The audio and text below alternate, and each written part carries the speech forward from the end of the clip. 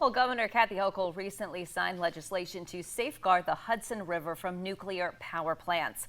WENY New York Capitol correspondent Elise Klein breaks down the bill and talks to an environmental expert about clean water impacts. She joins us live tonight from Albany. Good evening, Elise.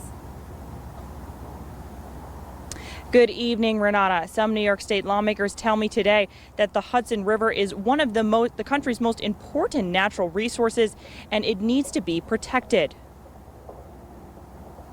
Earlier this year, a nuclear power plant announced a plan to dump over 1 million gallons of radioactive wastewater into the Hudson River. And of course, that discharge would pose huge threats to the Hudson River ecosystem and economic livelihoods of people and communities around the Hudson.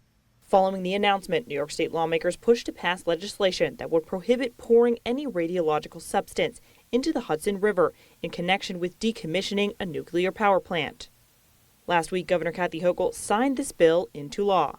Senator Pete Harcum, sponsor of the legislation, says the state has already spent a significant amount of money trying to clean up the Hudson.